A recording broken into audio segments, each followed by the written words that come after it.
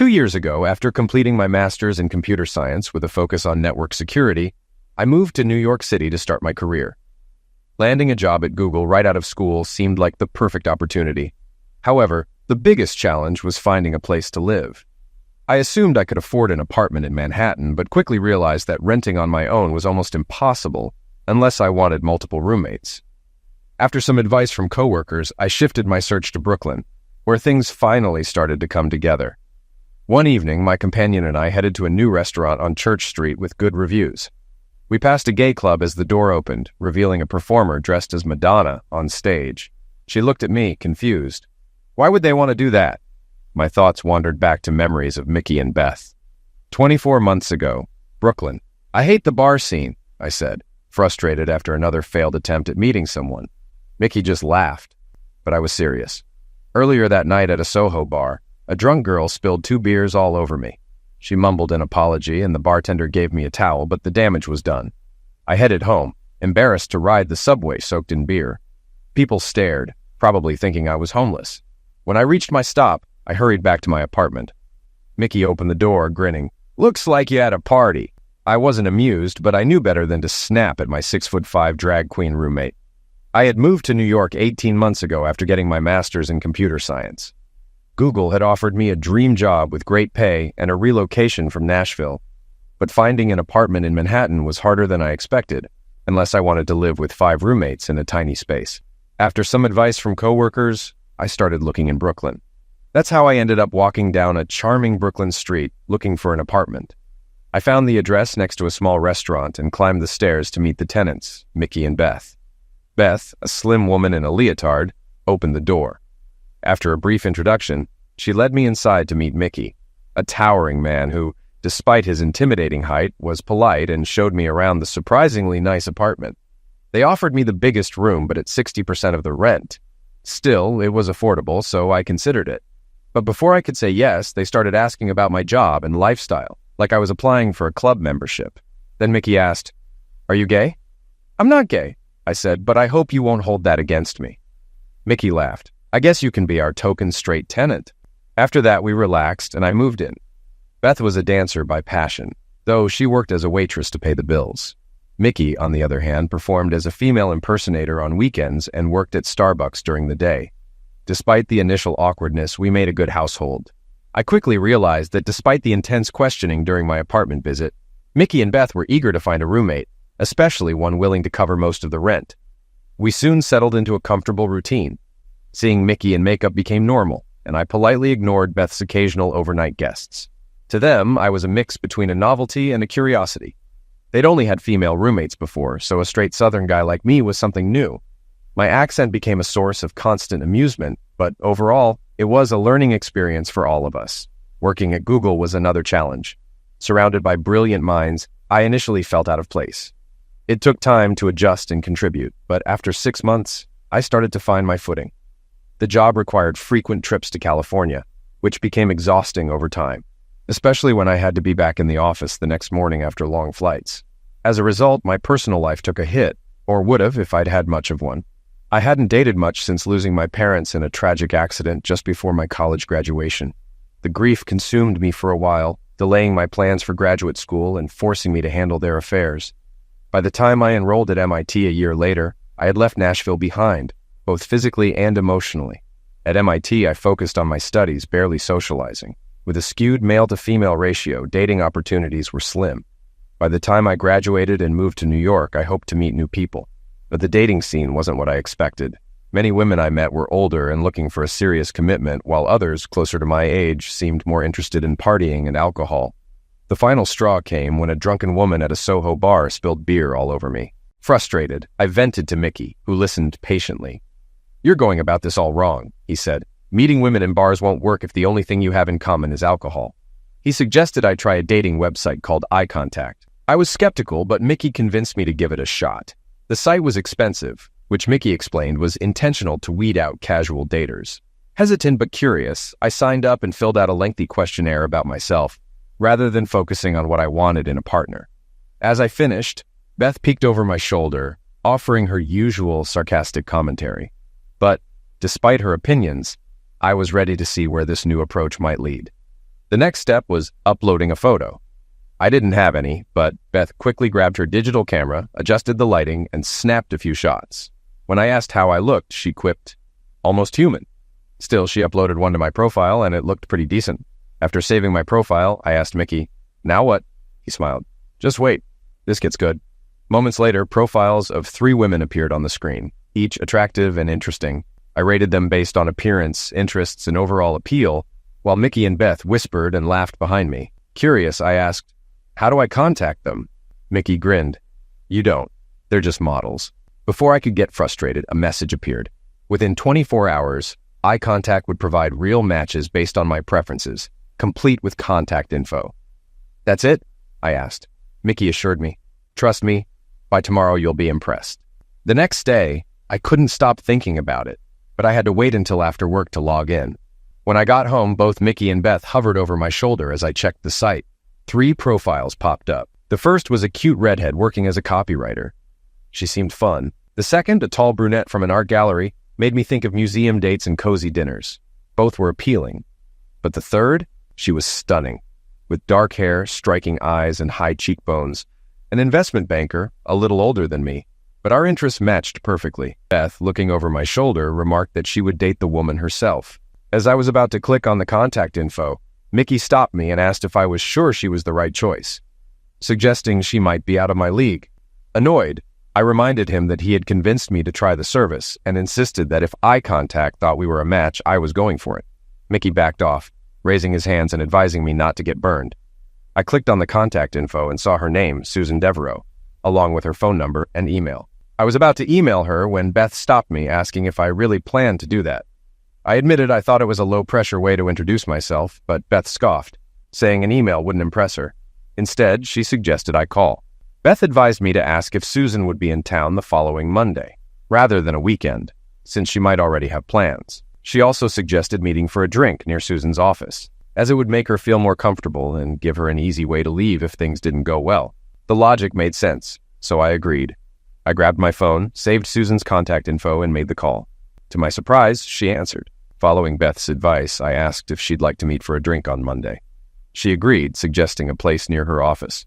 After setting the time for 7 o'clock, I ended the call feeling both amazed and relieved. The entire weekend I kept thinking about the meeting, debating what to wear and rehearsing conversations. I felt like a nervous teenager on his first date. Mickey, sensing my nerves, told me to relax and be myself, advice I knew I needed to follow. Monday arrived, and after work, I arrived at the restaurant right on time. She wasn't there yet, and as I ordered a drink, I started preparing myself for a possible no-show. But just as my drink arrived, I felt a hand on my arm. It was Susan, looking even more stunning in person. The conversation flowed effortlessly, and before I knew it, it was 8:30. I suggested dinner, and she eagerly agreed.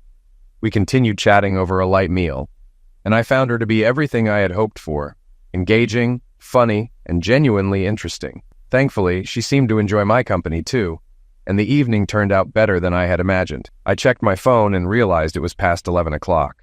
Apologizing for keeping Susan out so late, I offered to get her a cab. As I opened the door for her, she paused and told me, "You're different from most men I meet." Curious, I asked, "Good different or bad different?" She smiled and replied, "Good different. Most guys would have tried something by now." I decided to ask if she'd like to go out again. She said, "Definitely. Call me next week," and kissed me on the cheek before getting into the cab. I made my way home, floating on air, thrilled with how the evening had gone. Showing restraint, I waited until Monday to call her. When she answered, I asked if she was still interested in meeting up. She agreed, but sounded a bit less enthusiastic than before. I asked what day worked for her, and she suggested Friday. Then, without thinking, I asked if there was anything specific she'd like to do. Instantly, I regretted it, feeling like I was out of ideas already. She simply said, "Surprise me." After hanging up, I told Mickey how I felt I'd already messed things up, especially with the surprise request. We brainstormed ideas, but nothing seemed special enough.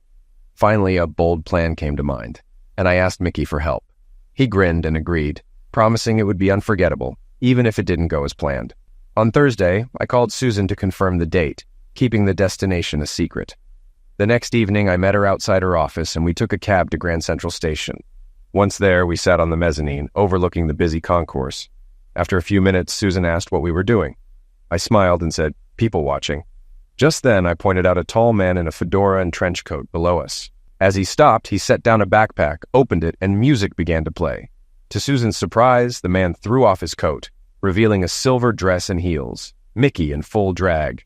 As Lady Gaga's Born This Way blared, Mickey started dancing, joined by a group of performers who shed their coats to reveal matching outfits. The entire station stopped to watch, laughing and clapping. I glanced at Susan, and to my relief, she was laughing so hard she had tears in her eyes, clapping along with the performance. It was clear the surprise had worked perfectly. As the song ended, the dancers blended back into the crowd, leaving Mickey alone. He climbed the stairs toward us, singing the final lines of Born This Way.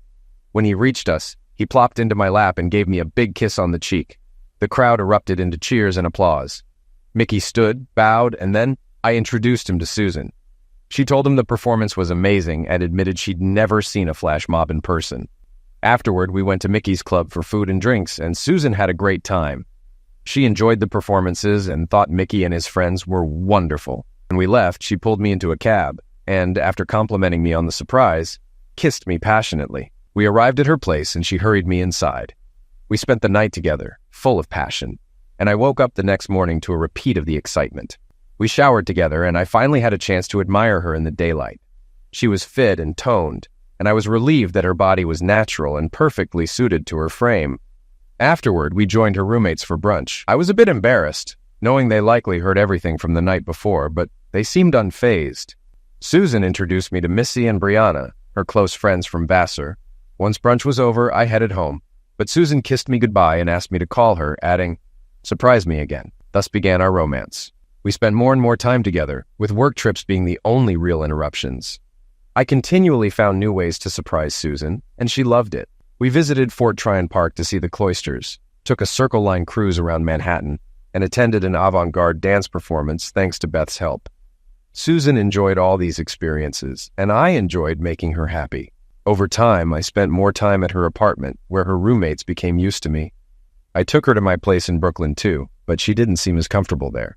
I also noticed that Susan and Beth didn't really connect, though they weren't hostile toward each other. It seemed like there was an unspoken tension between them, perhaps because of their differences. One Friday, we rented a car and drove to the Hamptons to spend the weekend with Susan's parents. As we arrived at their large mansion, my nerves increased, knowing they were quite wealthy. After Susan called out to them, her parents warmly greeted her, and I shook hands with Mr. and Mrs. Devereaux.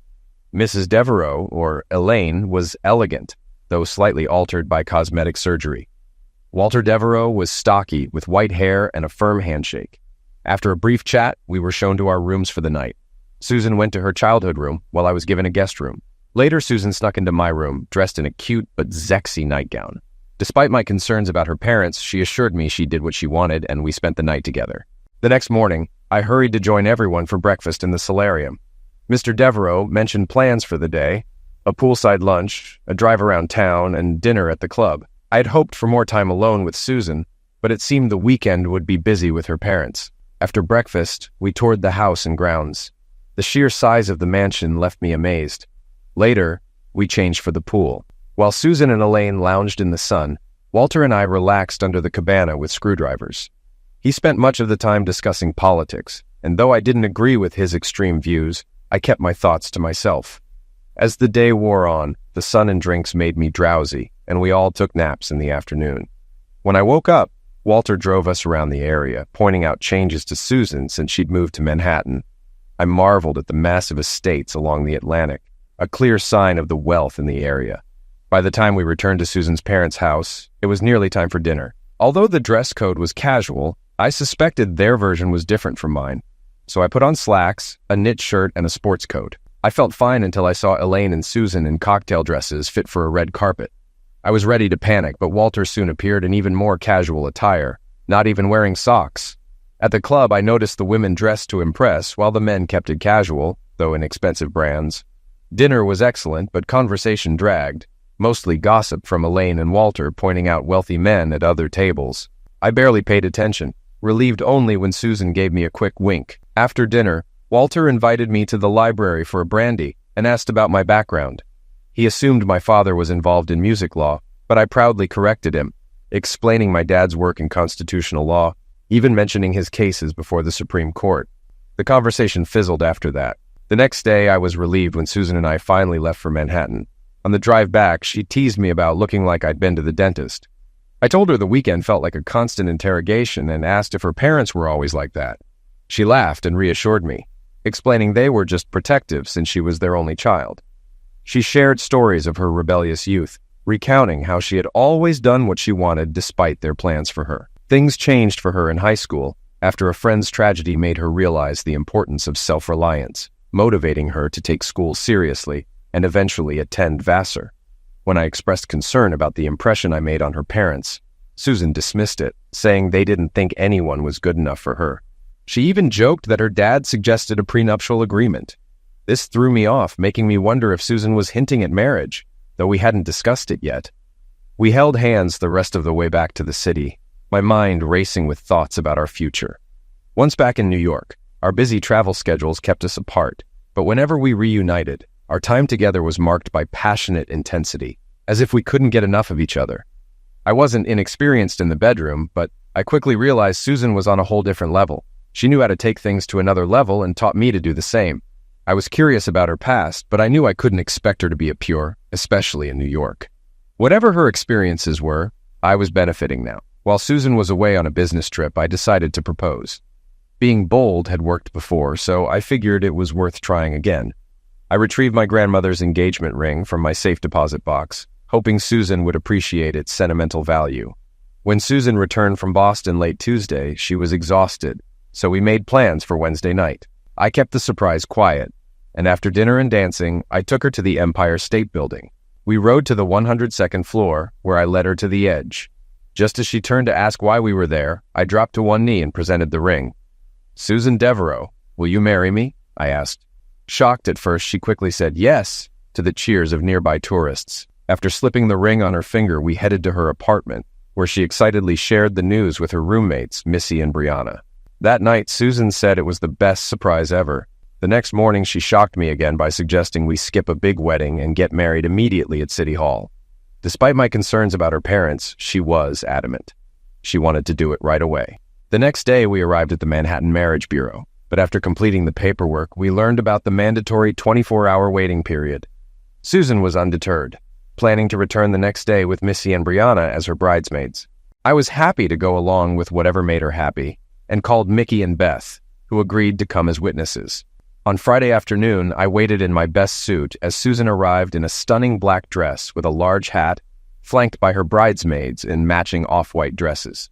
The ceremony was short and sweet, and after we kissed as husband and wife, Beth popped open a bottle of champagne to celebrate. We moved into the hallway to make way for the next couple, sharing champagne straight from the bottle. Mickey handed me the keys to the car he'd rented for us, and as we left, Susan tossed her bouquet to Beth. "I guess that's one tradition that won't come true," I joked as we drove off, beginning our new life together. As we headed toward the Holland Tunnel, Susan asked, "Where are we going?" I smiled and told her to be patient, saying it was another surprise. I'd already had her pack for a short honeymoon, but hadn't revealed the destination. We drove north on I-81, then west on I-90. It wasn't until we reached Buffalo that she figured it out, laughing, "We're going to Niagara Falls for our honeymoon." She loved the idea and couldn't wait to tell her friends. I had chosen the Lover's Rest Motel with its neon heart-shaped sign. When we entered our honeymoon suite, complete with a heart-shaped bed and in-room jacuzzi, Susan burst out laughing, especially when the bed rotated and vibrated. She declared it absolutely perfect before we settled into the fun. Despite it being a short weekend, we had a great time. We visited Niagara and Horseshoe Falls, even getting drenched on the Maid of the Mist. While the area around Niagara Falls was a bit tacky, we enjoyed exploring the scenic countryside near Lake Ontario. After our long drive back to Manhattan, we were exhausted but happy. We left our bags unpacked and collapsed into bed, eager for sleep after a weekend of honeymoon fun. As I held Susan close, I whispered, "Good night, Mrs. Morrison," and she murmured, "Thank you, baby." It was a wonderful surprise, before falling asleep. The next morning, Missy and Brianna had already left for work. I had taken an extra day off to move my things into the apartment. As I brought in my belongings, I asked Susan when her roommates planned to move out. She seemed surprised, saying she hadn't thought about it and didn't want to ask them to leave, as they'd lived together since college. I wasn't thrilled with her response, but decided to let it go. Living with two other women wasn't as glamorous as it might seem. They treated me like part of the furniture, casually going about their lives, sometimes even walking around in their underwear, but it was clear there was no intent behind it. Later, I overheard Susan on the phone with her parents, telling them about our quick wedding. Though they weren't happy, she confidently told me they'd get over it, as they always did. As time passed, Susan and I settled into our married life, which wasn't much different from before, aside from the official status. My job had improved, and I was now a team leader, though my West Coast travel kept me busy. I stayed in touch with Mickey and Beth, even helping a coworker move into my old apartment so they wouldn't be financially impacted by my departure. If there was any stress in our life, it was my constant effort to keep surprising Susan, as she thrived on spontaneity. Finding new, exciting experiences wasn't easy, especially with our demanding schedules. As we approached our 1-year anniversary, I wanted to do something special, but struggled to come up with an idea. After a long red-eye flight delayed by storms, I arrived home completely exhausted and decided to take the day off. The apartment was empty, so I collapsed on the bed, my mind still racing for a surprise idea. Then I noticed Susan had left her laptop on, which was unusual for her. Out of curiosity, I moved the mouse and saw a Google News window. As I closed it, I accidentally discovered an open tab for eye contact, thanking her for renewing her membership. I was shocked. Why was she still using the dating site? I checked her recycle bin and downloads, but everything had been cleared. I knew Google's Chrome browser well enough to realize that hitting clear all doesn't truly delete downloads. So I opened the Windows Downloads folder and was shocked to find it filled with profiles from eye contact. Susan had downloaded dozens of them, about one every 2 weeks. As I reviewed the files, I found one with my own profile picture taken almost a year ago by Beth. To my horror, the most recent profile was from the day before, featuring a red-headed man from Boston. Susan was scheduled to fly to Boston the next day. I tried to stay calm, hoping there was an innocent explanation, but my instincts told me something was wrong. After copying all the profiles onto a flash drive and returning Susan's computer to its original state, I researched detective agencies. I found one, called them, and arranged a meeting.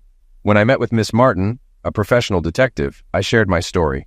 She copied the files and Susan's profile from my flash drive. I asked her to investigate what Susan did in Boston the next night. Miss Martin assured me they would have a report ready by the following afternoon. Afterward, I called Susan and left a message, pretending to be stuck in Mountain View for a few more days. Then I reached out to Mickey and went over to talk things through with him and Beth. While Mickey hoped for the best, Beth was skeptical, and I feared she was right. I stayed at their place overnight. The next day, I went to work as usual. Early in the afternoon, Miss Martin called to let me know the report was ready. I arrived at her office at 3 o'clock, filled with conflicting emotions. Part of me hoped for a misunderstanding, but I knew the truth was coming. Miss Martin handed me the report and said, "I regret to inform you that your suspicions were correct." The report included photos of Susan leaving her hotel and meeting a red-headed man, the same one from the eye contact profile. They had drinks, dinner, and danced together for hours. My heart sank as I realized what had been happening. The next photo was dark, but it clearly showed Susan and Red dancing, caught mid-kiss, with his hand on her rear. Miss Martin continued. They took a cab back to the hotel and went to Susan's room. The next image showed them in the elevator, embracing, with Red's hand up Susan's skirt. The timestamp read 11:45 p.m. The next morning, Miss Martin said, he left the hotel around 7:30 a.m., and Mrs. Morrison checked out about an hour later. The final photo showed Susan, now in a business suit, getting into a cab. I asked, "So there's no actual proof of what happened in the room?" Miss Martin responded calmly, explaining that they had planted a motion-sensitive camera in Susan's room. She handed me a CD, but advised against watching it, warning that while I already knew the truth, the video would only create painful, unforgettable images. I hesitated, but agreed to think about it. Miss Martin asked if I was considering reconciliation. "No way," I said, explaining that not only had Susan betrayed me, but this was a planned affair. Plus, I knew there were many more profiles on her computer. Unfazed, Miss Martin asked if I had legal representation. I admitted I didn't. So she offered to refer me to an attorney in the same building. I didn't care if the agency got a commission. I just wanted to move forward. She arranged for me to meet the lawyer that day. That evening, I returned to Brooklyn with the folder and a business card for my new attorney. Beth was home, and I told her everything. When I mentioned the CD, she offered to preview it for me. After watching it, she came back with tears in her eyes and gently advised me not to watch it, saying it would only make things worse. I took her advice. With my decision made, I focused on the details of what I needed to do. Mickey and Beth were fully supportive, already talking as though they were taking charge of the situation. Their care and involvement touched me deeply. I returned to Susan's apartment on Friday afternoon carrying my bags as though I had just arrived from the airport. When I walked in, I found the three Musketeers huddled on the couch, giggling and whispering. As soon as I entered, Susan jumped up, ran over, and leaped into my arms while Brianna and Missy snickered. Susan told me she had missed me a lot as she kissed me passionately. Then, with a sly look, she reminded me that the weekend was our anniversary and asked if I remembered. I calmly assured her that I hadn't forgotten and mentioned that I had a surprise for her, but she would have to wait until Sunday. Excited, Susan said she couldn't wait that long and asked for a hint about the plan. I firmly responded that she would just have to wait. The rest of the evening went as usual, except for Susan frequently whispering to Missy and Brianna. I figured they were either guessing about the surprise or comparing me to Red. I chose to ignore it. At bedtime, Susan initiated lovemaking, as she often did after one of our trips, but I refused, knowing what she'd been doing in Boston. I pushed her away, saying, "Not tonight, and not tomorrow night either. It's part of the surprise. You'll have to wait until Sunday." She seemed shocked and frustrated since she was always eager after my California trips. But the anticipation of the surprise kept her from pressing further, and she eventually fell into a restless sleep. Saturday was just as frustrating for her. Missy and Brianna took turns trying to get details from me whenever Susan wasn't around, offering their help with the surprise. I assured them everything was under control, hoping it was, and then teased them by saying they'd be part of the surprise too. This sent them into excited chatter, and they eagerly told Susan, who could hardly sit still in anticipation. That evening, I gave no further clues and suggested we order takeout instead of going out. Reluctant to leave me alone and risk missing any secret planning, they stayed in. By bedtime, Susan's frustration was palpable. She tried to tempt me again, but I held firm. "You don't want to ruin the surprise," I reminded her, and she begrudgingly gave up, rolling over to sleep. Sunday morning, I knew I had to give them something to avoid rebellion. Over breakfast, I told them we'd leave the apartment at 12:30 sharp, no special clothing or bags required, and we'd all leave together in a single cab. Their curiosity was in overdrive, and I left them guessing while I stepped outside to call Mickey. He reassured me everything was ready. "Just be on time and enjoy the show," he said. At 12:30, I gathered the three of them and headed downstairs. The doorman found us a cab, and I slipped him a $50 tip. He looked surprised, but I liked him and knew I might never see him again. The girls piled into the back seat while I sat up front, allowing me to quietly tell the driver our destination, which the three Musketeers couldn't hear. This caused an uproar of curiosity from the back, which I ignored with a smile. Despite the traffic, we arrived a bit early. As they got out of the cab, the girls seemed confused, staring up at the towering statue of Christopher Columbus. Brianna asked, "Why are we at Columbus Circle? Is this where the surprise happens?" Smiling, I led them to the base of the statue and had them sit on the steps. The area was buzzing with tourists and passers-by enjoying the sunny day. Suddenly, a man approached and placed a boombox behind them, flicking it on. A rhythmic drumbeat startled the girls and drew the attention of the crowd. As the beat continued, a group of passers-by gathered in a circle around the monument and, on cue, began a choreographed dance, reminiscent of the Rockettes. The music shifted to Katy Perry's hit, "The One That Got Away," a song Susan loved. She clapped in delight as the dancers performed in front of them. The crowd cheered and clapped along as the dancers strutted and kicked in time to the music. Susan, Missy, and Brianna were grinning and laughing, with Susan clearly enjoying the attention. As the routine continued, one of the dancers stepped forward, holding a poster of a man's face, showing it to the crowd and the girls. "Is this the one that got away?" the crowd seemed to wonder. Then more dancers appeared, each holding posters of different male faces. While Susan laughed at the performance, Missy suddenly frowned, recognizing one of the faces. She pointed it out to Brianna, who leaned in closer. The posters were pictures of the men from Susan's eye contact profile. As more faces appeared, Brianna began tugging on Susan's arm, urging her to look more carefully. Susan's mood shifted abruptly as she realized what was happening. She grew visibly agitated when she saw the last poster. It was the red-headed man she had spent the night with in Boston earlier that week. As the song reached the bridge, the dancers continued their high-energy routine, holding the posters aloft for everyone to see. At that moment, all the dancers dropped their posters to the ground. Then, from behind the statue, Mickey and Beth appeared, holding a single poster with pictures of Susan and me. They walked up to the three seated girls, whose faces had gone pale despite the bright afternoon sun. Mickey and Beth tugged on their sides of the poster, splitting it in two, separating my image from Susan's. They dropped the halves on the ground. The crowd seemed confused. The dancers had stopped, but the boombox kept playing the last line of the chorus on a loop.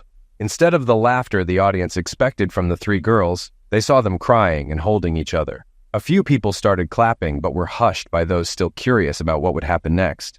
As the song looped, the circle of dancers parted and I walked forward. I went straight to Susan. With tears streaming down her face, she looked up as I handed her a copy of my divorce petition. "Susan Devereaux Morrison, you have been served," I declared. As I turned to leave, Susan tried to follow, but Mickey gave her a menacing look, his towering presence forcing her to sink back, sobbing as her friends tried to console her. Beth had the last word.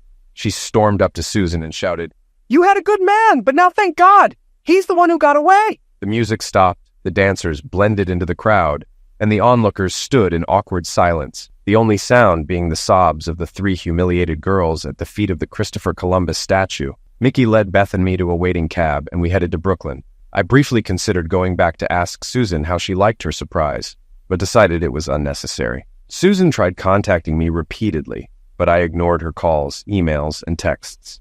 Eventually, her lawyer reached out to mine, and I made it clear that the only time I talked to Susan was during negotiations for our property settlement. After a lot of back and forth, we scheduled a meeting. The session took place in Susan's law firm's offices. My lawyer wasn't happy about the location, but by then, he wasn't pleased with me anyway. I didn't care. We entered a conference room as large as Susan's apartment.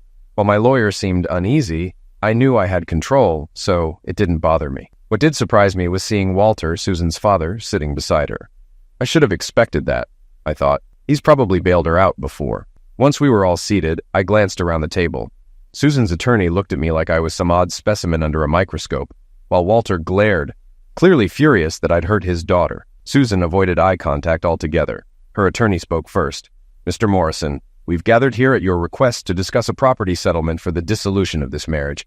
We have a proposal that I believe you'll find more than fair. Let's start there." My attorney began to speak, but I cut him off, saying firmly, "Forget it." Walter leaned in to whisper to Susan, but I overheard him clearly. "I told you to make him sign a prenup." Her attorney, embarrassed, tried to refocus on the settlement, but I wasn't having it. "Drop it," I repeated. I turned to Walter. "Mr. Devereaux, I married your daughter for love, not for money. You may not understand that, but my father taught me that a man's honor matters far more than his wealth." I addressed Susan's attorney again. "There are only 2 things I want in this settlement. Once you agree to them, I'll have no further demands. The first thing I want is for Susan to return my grandmother's engagement ring and wedding ring. They symbolize a commitment to share our lives and forsake all others, and Susan never lived up to or intended to keep that promise." Susan buried her head on the table and started to cry. "The second thing I want is 30 minutes alone with Susan, during which she promises to answer my questions truthfully. Give me those 2 things and I'll make no further claims." My attorney shook his head in disbelief, knowing Walter's net worth and realizing he wouldn't get a share of it. But Walter suddenly perked up. "Will you put that in writing?" he asked eagerly. I looked at him coldly. "In my family, a man's word is his bond, but for your peace of mind, yes, I'll sign an agreement." Walter didn't catch my sarcasm, too busy instructing his attorney to draft the contract. Then he turned to Susan, saying, "Give him the rings. Let's get out of this mess." As she wept, he patted her arm. "If they mean that much to you, your mother and I will buy you new ones." As she reluctantly removed the rings, I stood up. "Since we're all in agreement, I'd like everyone except Susan to leave the room. My 30 minutes start once you're gone." Walter hesitated, but eventually stood and pulled the family attorney toward the door. "Get that agreement written up immediately. I want his signature on it before he leaves." Once everyone else had left, Susan and I were left facing each other across the table. I sat for a moment, unsure where to begin. I had thought about this moment since the day at Columbus Circle, but now that it was here, I struggled to start. Finally, I decided to just ask, "When did it start, Susan?" She looked up, understanding my question. "I guess it never really stopped," she admitted. "Eye contact kept sending me profiles of all those attractive guys, and I wanted to sample them all. I thought you loved me," I said. "I did, Peter. I really did. But when you were away, I'd get bored and want to party. It didn't seem wrong to try out alternatives, especially since I was sure you'd never find out." "Then why did you agree to marry me?" I asked. "Oh, Peter, your proposal at the Empire State Building was so perfect. No man had ever cared about me like that. It was so exciting, and I decided to go for it. I knew my parents would be upset, but that made it even more thrilling." I paused, processing her words. "So, how long after our honeymoon did you start using eye contact again?" "I promised myself I'd stay faithful," she said. "But when you went back to the West Coast, I got bored. Then I got a new batch of profiles from eye contact, and I missed the thrill of meeting new men. But I didn't act on it at first because I didn't want to hurt you. Then I had to go to Boston for work," she continued. "And I realized Boston was a different world. I updated my eye contact profile to that city, and when I went there," her voice trailed off, and we both knew what she had done. I recalled my first trip to the West Coast after our honeymoon, excited to return to her. I couldn't remember exactly when her first Boston trip was, but it couldn't have been more than a week or two later, less than a month after our wedding, and she was already cheating. "So, every time you went to Boston—" I left the question hanging, and she nodded, guilty. I changed direction. "Did Missy and Brianna know?" "Oh, yes," she said. "We've been together for so long that we don't keep secrets." "And they didn't care?" "No, they benefited too." She started, then stopped abruptly. I'd already guessed what she meant. "You passed your men to them," I said. "After you were done, you gave them to Missy and Brianna." She blushed. Well, there wasn't anything wrong with them. The three Misketeers, I thought. More like three little cheats. No wonder they didn't want to break up their living arrangement. "One last question," I said. "Why? Why couldn't you stop and just love me?" "I don't really know," she whispered. "When I got to Vassar, I was voted the hottest freshman. At first, I loved the attention and the intimacy. Then I dated an upperclassman, but it got boring, so I dumped him. I realized I liked the excitement of a new man, the thrill of the first time. After that, I was with a different guy almost every week, and I loved it." She smiled slyly. "Missy and Brianna loved it too," she continued. "After college, I started my job in investment banking, but the hours were long and most of the guys were married. I tried singles bars, but they were hit or miss. Then I found eye contact, and their members were top tier. It was like my personal buffet, new profiles every week." As she spoke, I realized she was dependent on this lifestyle, as surely as if she'd been hooked on pills. I stood up. The 30 minutes weren't quite over, but I'd heard enough. Seeing me rise, she stood too. "Baby, I know I hurt you, but I do love you. We could be happy if you could get past my need for excitement. It could work. You could even be with Missy and Brianna if you wanted." I felt nauseous, but before I could respond, Susan's father and her attorney returned with mine. The Devereaux attorney handed me a document. "I believe this agreement satisfies your requests, and your attorney has approved it." My attorney nodded in agreement. I picked up my grandmother's rings, pocketed them, and signed the document. As I stood, Walter Devereaux looked at me curiously. "I may have misjudged you, young man," he said, offering his hand. "Perhaps," I replied, "but I certainly misjudged your daughter. My opinion of you, however, remains unchanged." Ignoring his hand, I walked out the door. I got a lucky break. The Google colleague who had been living with Mickey and Beth got transferred, so I was able to move back in with them. They were incredibly supportive, always attentive to my emotions, and whenever I was feeling down, which was often, they tried to cheer me up. When my divorce was finalized, they even threw a big party at the club where Mickey worked. I was probably the only straight person there, but I still had a great time. Despite their efforts, I couldn't shake the feeling of being a failure. I had lost at the dating game, failed at love and marriage, and even moving back in with Mickey and Beth felt like a step backward. It wasn't their fault, but it felt like I was right back where I'd started. I saw Susan once. I was downtown for a late meeting and stopped by a lively restaurant afterward to grab something to eat. She was there, laughing and flirting with a younger guy. I recognized that giggle. It meant she was feeling frisky. My appetite vanished, and I left without her ever seeing me. I hadn't expected her to change, but seeing her act the same only deepened my sadness. A few weeks later, I got a call from a headhunter. If you work at a place like Google, those calls are common.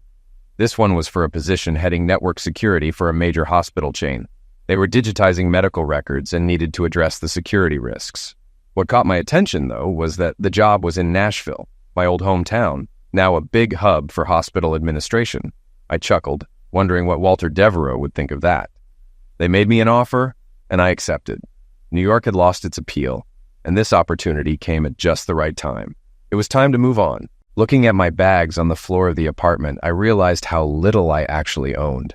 I must be the cheapest relocation this company has ever had, I thought. The hardest part of the move was leaving Mickey and Beth. They'd seemed so quirky when I first met them, but now they were dear friends. When I reached out to shake Mickey's hand, he pulled me into a bear hug, reminding me how strong he was. "Don't forget us, Peter," he said seriously. "We won't forget you." I had planned to make a light comment, but I couldn't. "I won't forget you, man. I promise," I said. Then I turned to Beth and saw tears in her eyes. I couldn't speak, afraid I'd start crying too, so I leaned in to kiss her on the cheek. To my surprise, she turned her head and I ended up kissing her on the lips. She hugged me tightly, then quickly ran into her room. There was nothing left for me to do but grab my bags and flag down a cab. Nashville Redux Nashville felt both familiar and strange at the same time. I missed the constant buzz and excitement of New York, but I appreciated the warmth and hospitality of the people in Nashville. Just as important, I loved all the greenery.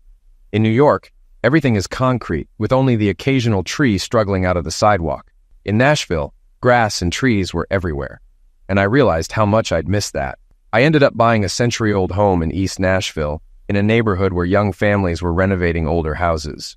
Along with my bungalow came a couple of large, old trees and a small lawn to mow. It felt like the right place to be. Once settled, I started running again, something I hadn't done much of in New York.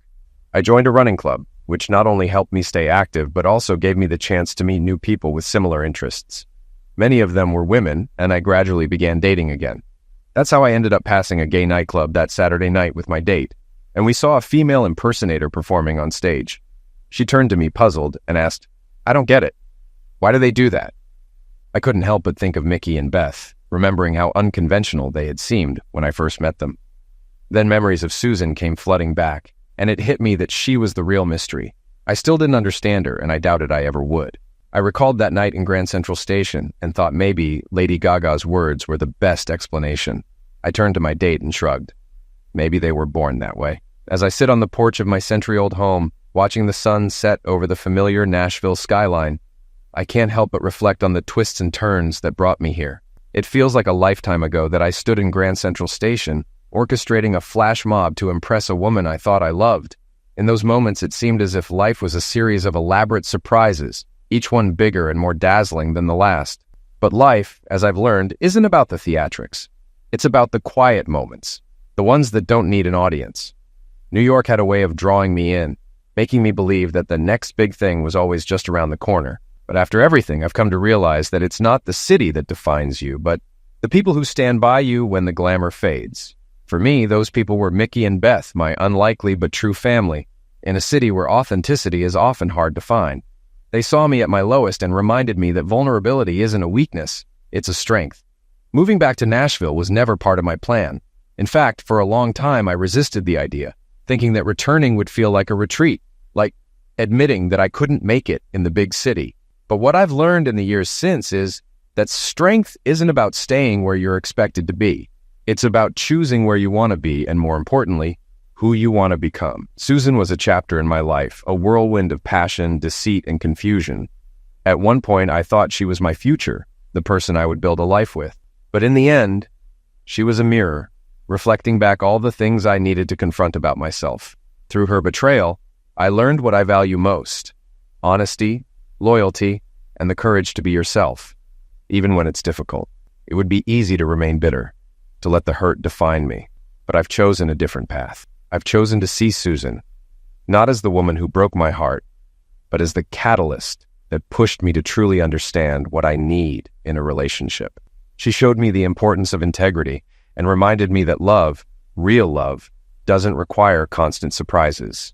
It's built in the everyday, in the shared moments of laughter, in the quiet support during hard times, and in the trust that you're in it together, no matter what. Since returning to Nashville, I've rebuilt my life. I've found success in my career, leading a major hospital's network security team, a job that challenges and fulfills me in ways I never expected. I've made new friends, rekindled old connections, and even started dating again. But this time, I'm not looking for fireworks or drama. I'm looking for someone who sees me as I am, not as some grand gesture waiting to happen. One night, while out with a date, we passed a small gay club, and through the open door I caught a glimpse of a performer in drag, strikingly similar to the shows I used to watch with Mickey. It brought a smile to my face. When my date asked, "Why do they do that?" I couldn't help but laugh. "Because it's who they are," I said, realizing in that moment how much I've grown. Mickey and Beth had taught me to embrace who I am, to let go of the need to fit into any mold or expectation. And for that, I will always be grateful. The past has a funny way of lingering, but it no longer defines me. It's just a story I lived through, a series of experiences that shaped me into who I am today. Nashville has given me the space to breathe, to reflect, and to start fresh. And for the first time in a long time, I'm not looking for the next big surprise. I'm content with the steady rhythm of life, the simple, beautiful moments that make it all worthwhile. As the night settles in and the crickets begin their familiar song, I realize that I'm not running anymore. I'm home. And while I may never fully understand why certain things happened the way they did, I do know this. I'm stronger now, more at peace with myself, and more open to whatever the future holds. This is my story. Not of the one who got away, but of the one who found his way home.